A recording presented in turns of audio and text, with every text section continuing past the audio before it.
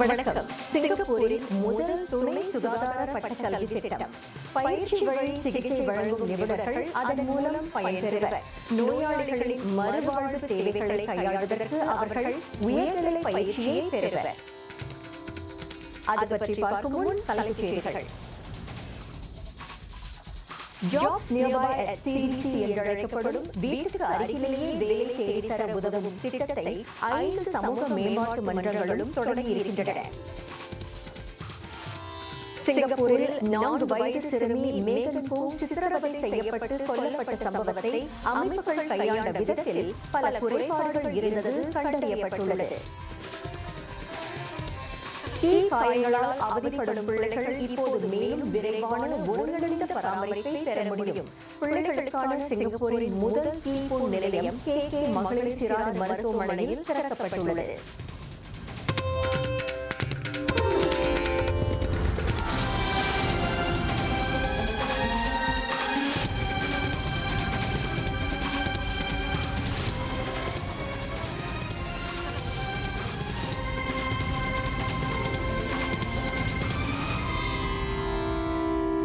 வேலை தேடுவோர் வீட்டுக்கு அருகிலேயே வேலை வாய்ப்புகளை கண்டறிவதற்கு உதவும் புதிய திட்டம் நடப்புக்கு வந்துள்ளது.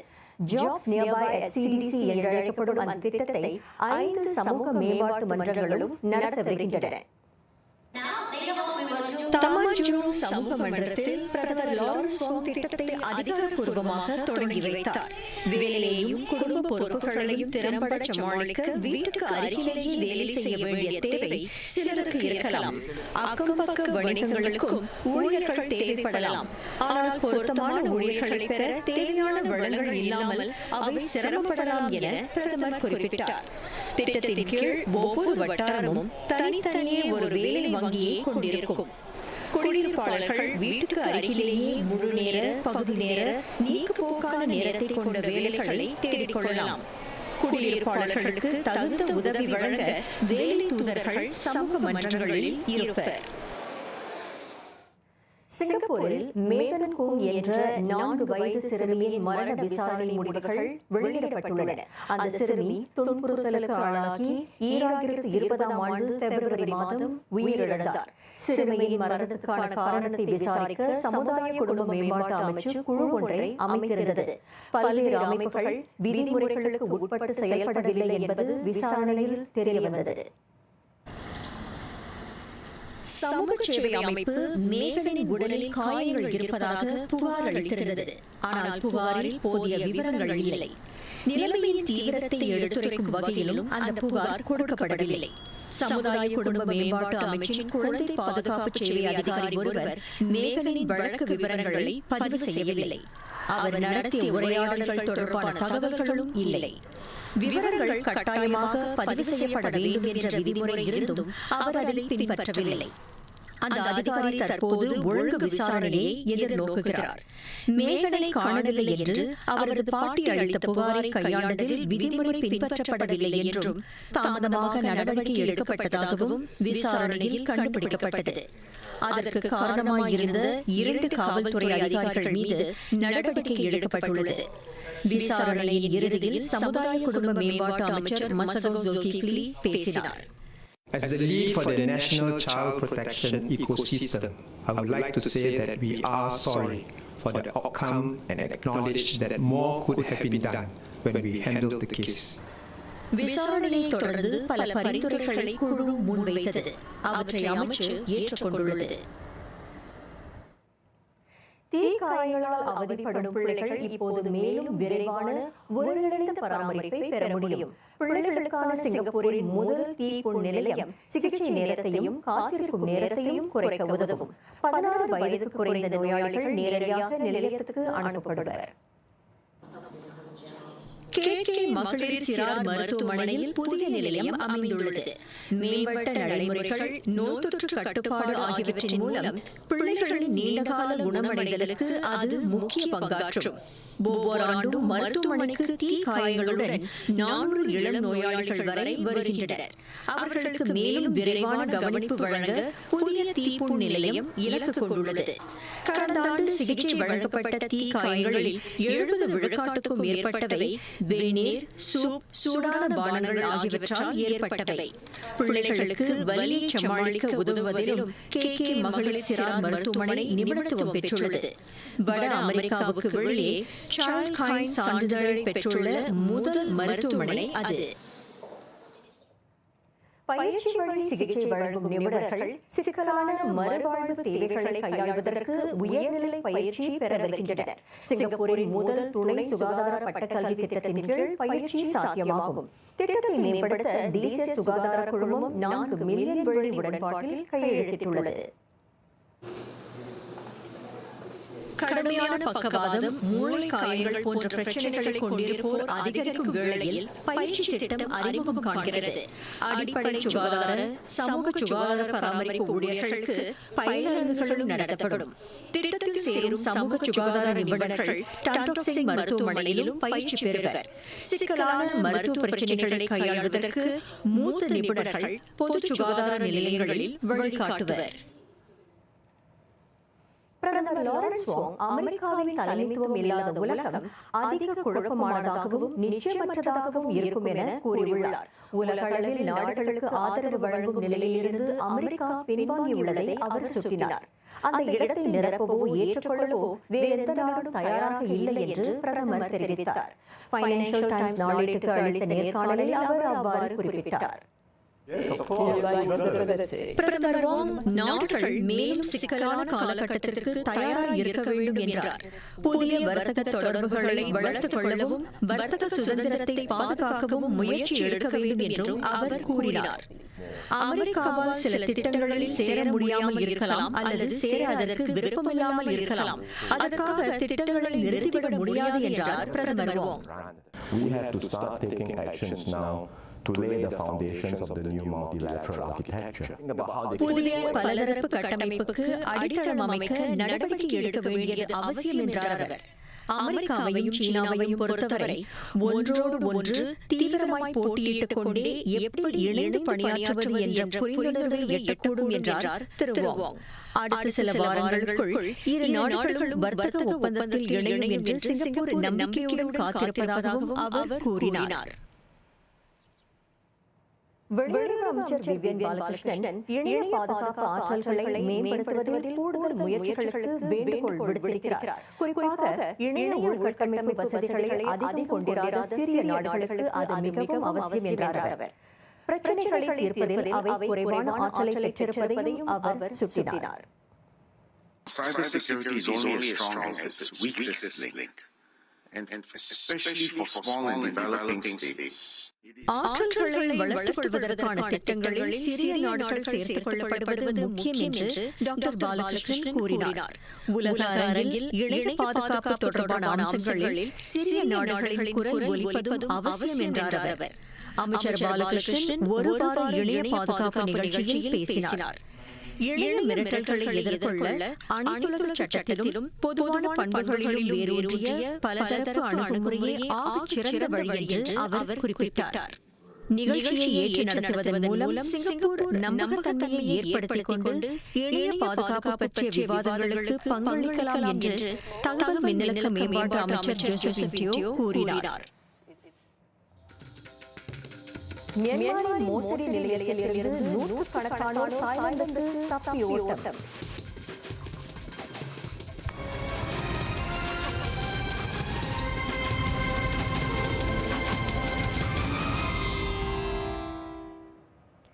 மியான்மரில் இயங்கிய மோசடி நிலையத்திலிருந்து 600க்கும் மேற்பட்டோர் தாய்லாந்துக்கு தப்பிச் சென்றுள்ளனர். ராணுவம் நடத்திய அதிரடி சோதனைக்கு பிறகு அவர்கள் தப்பி ஓடினர். மியான்மரின் மியாவாடி பகுதியில் மோசடி நிலையம் இயங்கி வந்தது. அது தாய்லாந்து எல்லைக்கருகே உள்ளது. கடந்த பிப்ரவரியில் இருந்து மியான்மர் ராணுவம் அந்த பகுதியில் அதிரடி சோதனைகளை நடத்தி வருகிறது. மனிதாபிமான உதவி வழங்க குடிநுழைவு சோதனை காவல்துறையினருடனும் ராணுவத்தினருடனும் இணைந்து பணியாற்றுவதாக தாய்லாந்து அதிகாரிகள் கூறியுள்ளனர். தாய்லாந்துக்கு தப்பிச் சென்றவர்கள் கடத்தப்பட்டனரா என்பதை கண்டறிய விசாரணை மேற்கொள்ளப்படும்.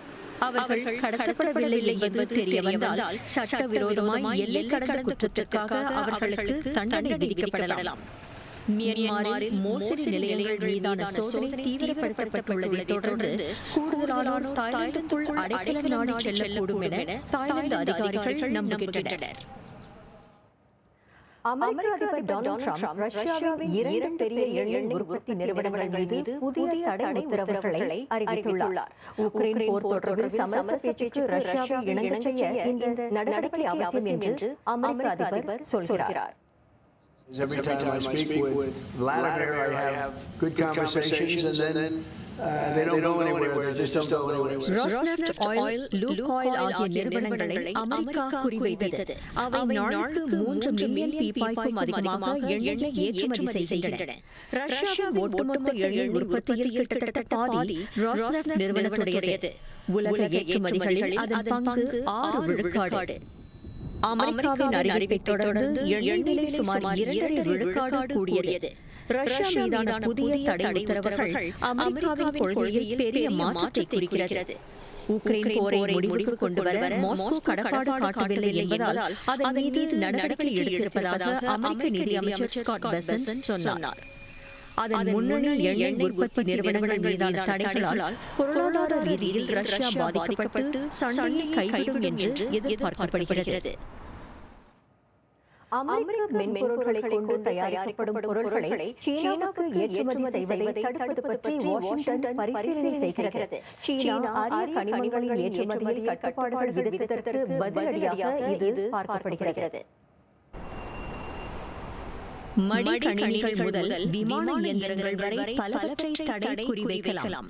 தடை நடப்புக்கு வந்தால் பிரான்ஸ், ஜெர்மனி, பிரிட்டன் உள்ளிட்ட மற்ற G7 நாடுகளும் அதனை பின்பற்றக்கூடும் என்று அமெரிக்க நிதியமைச்சர் பெசன்ட் கூறினார். அமெரிக்காவின் மிரட்டலுக்கு சீன வர்த்தக அமைச்சு பதிலளித்தது. வாஷிங்டன் தவறான பாதையில் சென்றால் சீனா தனது சட்ட ரீதியான உரிமைகளையும் நலன்களையும் பாதுகாக்க உறுதியான நடவடிக்கை எடுக்கும் என்று அது சூளுரைத்தது. இந்த விவகாரம் ஒரு புறம் இருக்க, தென்கொரியாவில் அடுத்த வாரம் நடைபெறவிருக்கும் ஏபெக் உச்சநிலை கூட்டத்தில் சீன அதிபர் ஷி ஜின்பிங்குடன் தாம் நீண்ட நேரம் சந்திக்க ஏற்பாடு செய்யப்பட்டிருப்பதாக திரு ட்ரம்ப் சொல்கிறார். அந்த சந்திப்பை சீனா இன்னமும் உறுதி செய்யவில்லை. அனைத்துலக நீதிமன்றம் காசாவில் மனிதாபிமான உதவிகள் கிடைப்பதை உறுதி செய்வது இஸ்ரேலின் கடமை என்று கூறியுள்ளது. ஐக்கிய நாட்டு நிறுவன பாலஸ்தீன அகதிகள் அமைப்பின் மீது இஸ்ரேல் விதித்திருக்கும் தடையை அகற்றி அதனுடன் இணைந்து பணியாற்றுமாறு கேட்டுக் கொள்ளப்பட்டது. அனைத்துலக நீதிமன்றத்தின் தலைவர் யூஜி இவாசாவா தி ஹேக்கில் இஸ்ரேலுக்கான பரிந்துரைகளை வாசித்தார். Israel as an occupying power is under an obligation. முதலாவதாக பாலஸ்தீன வட்டார மக்களுக்கு அன்றாட வாழ்க்கைக்கு தேவையான உணவு, தண்ணீர், உடை, தங்குமிடம், எரிபொருள், மருத்துவ சேவைகள் முதலியன கிடைப்பதை உறுதி செய்ய வேண்டும். அடுத்ததாக அங்கு நிவாரண திட்டங்களை மேற்கொள்ள ஒப்புக்கொண்டு அவற்றுக்கு தேவையானவற்றை செய்து தர வேண்டும். ஐக்கிய நாட்டு நிறுவன பாலஸ்தீன அகதிகள் அமைப்பின் ஊழியர்கள் பலர் ஹமாஸ் கிளர்ச்சிப் படையைச் சேர்ந்தவர்கள் என்று கூறி இஸ்ரேல் அதன் மீது தடை விதித்திருக்கிறது. இதனால் உதவிப் பொருட்கள் காசாவுக்குள் நுழைய முடியாமல் போனது. அனைத்துலக நீதிமன்றத்தின் பரிந்துரைகளை இஸ்ரேல் பின்பற்றுவது கட்டாயமல்ல. அவை அரசியல் நோக்கம் கொண்டவை என்று கூறி உதவி அமைப்பின் மீது விதிக்கப்பட்ட தடையை நீக்கப் போவதில்லை என்கிறது இஸ்ரேல். அமெரிக்க துணை அதிபர் ஜே.டி. வென்ஸ் இஸ்ரேல் அமெரிக்காவின் நட்பு நாடு, அமெரிக்காவுக்கு கப்பம் கட்டும் நாடல்ல என்று கூறியுள்ளார். சமாதான முயற்சிகளை முடுக்கிவிட அவர் ஜெருசலம் சென்றுள்ளார். ஜெருசலத்தில் பிரதமர் பெஞ்சமின் நெட்டன்யாஹுவை திரு வென்ஸ் சந்தித்தார்.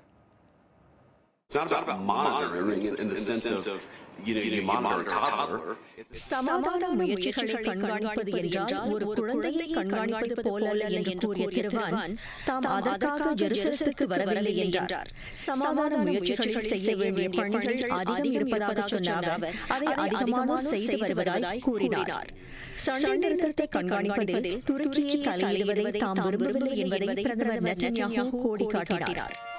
ஹமாஸ் கிளர்ச்சிப் படை ஆயுதங்களை ஒப்படைப்பது, காசாவில் அனைத்துலக பாதுகாப்பு படையை நியமிப்பது, காசாவை ஆட்சி செய்வது யார் போன்ற பல அக்கறைகள் நிச்சயமற்ற சூழலை உருவாக்கியுள்ளதை இரு தலைவர்களும் ஒப்புக்கொண்டனர். அனைத்துலக ஒலிம்பிக் குழு இந்தோனேசியாவில் போட்டிகளை நடத்த வேண்டாம் என அனைத்துலக விளையாட்டு சம்மேளனங்களை கேட்டுக் கொண்டுள்ளது. உலக கலைநயமிக்க சீருடை பயிற்சி போட்டியில் கலந்து கொள்ள இஸ்ரேல் அணியினருக்கு விசா வழங்க ஜகார்த்தா மறுத்ததை தொடர்ந்து குழு அவ்வாறு கூறியது. இஸ்ரேலிய ராணுவம் காசாவில் தாக்குதல் நடத்தியதால் அணி தடை செய்யப்படுவதாக இந்தோனேசியா கூறியது.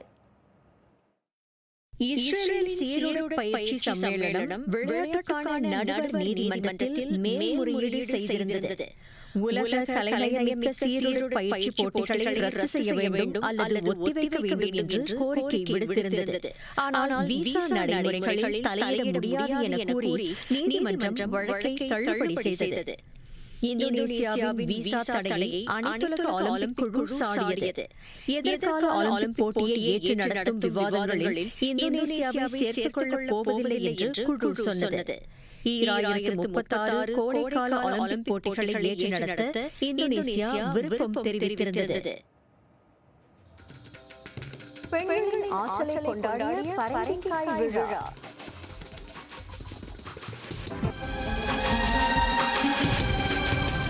சில்வர் ஜூபிலி வெள்ளி விழா.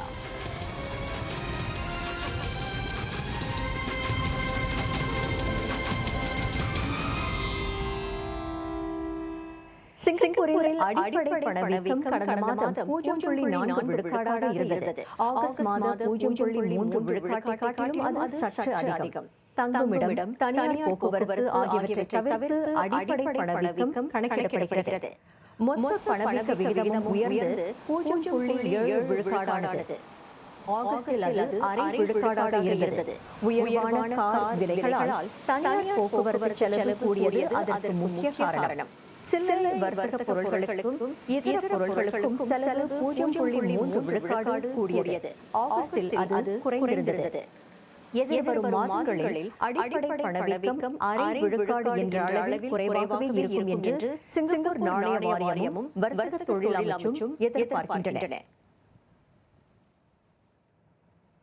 தாய்லாந்து செயற்கை நுண்ணறிவு, குவாண்டம் கணினியல் ஆகியவற்றில் ஆற்றல்களை பயன்படுத்த சில சிங்கப்பூர் அமைப்புகள் உதவுகின்றன. IBM நிறுவனம், சிங்கப்பூர் தேசிய பல்கலைக்கழகம் ஆகியவை சாங்மாய் பல்கலைக்கழகத்துடன் இணைந்து தாய்லாந்து ஆய்வாளர்களுக்கு பயிற்சி வழங்க வருகின்றன. காற்று தூய்மை கேடு, வெள்ளம் போன்ற பிரச்சனைகளை நிறுவனங்களும் அமைச்சர்களும் சமாளிக்க அது உதவும் என்பது நம்பிக்கை. அந்த பங்காளித்துவம் தாய்லாந்து மேம்பட்ட செயற்கை நுண்ணறிவு கட்டமைப்பை உருவாக்க உதவுவதை நோக்கமாக கொண்டது. ஆய்வுக்கும் ஊழியர் மேம்பாட்டுக்கும் தேவையான வளங்களையும் கணினிகளையும் தாய்லாந்து பல்கலைக்கழகம் பெறும்.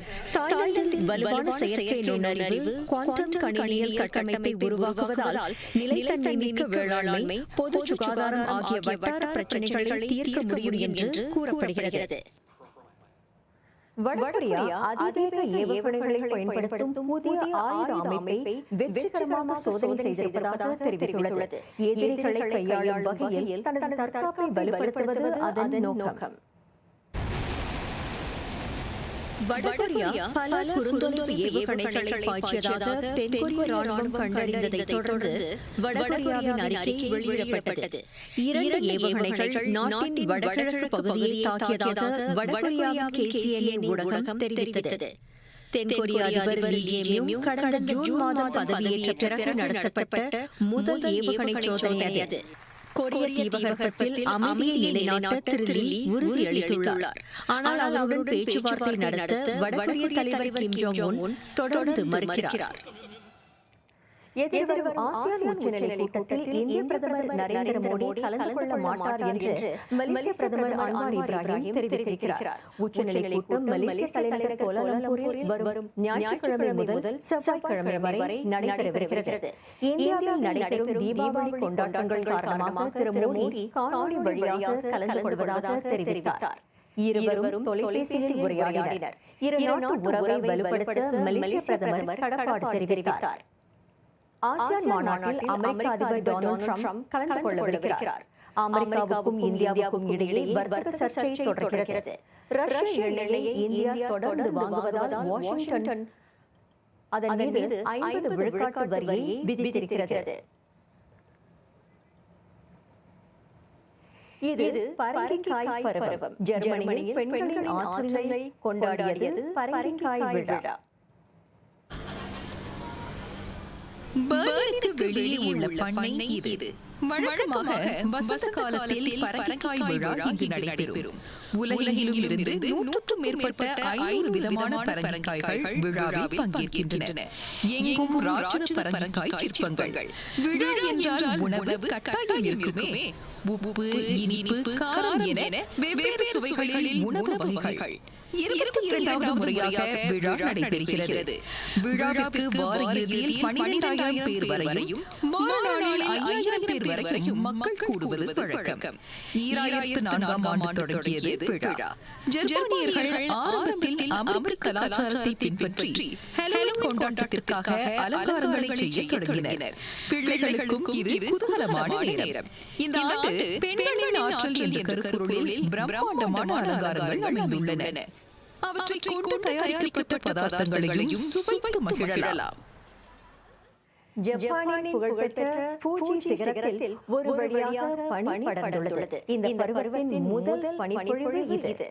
21 நாட்கள் தாமதமாக பனிப்பொழிவு வந்துள்ளது. கோடை காலம் இதுவரை இல்லாத அளவுக்கு அதிக காலம் நீடித்தது.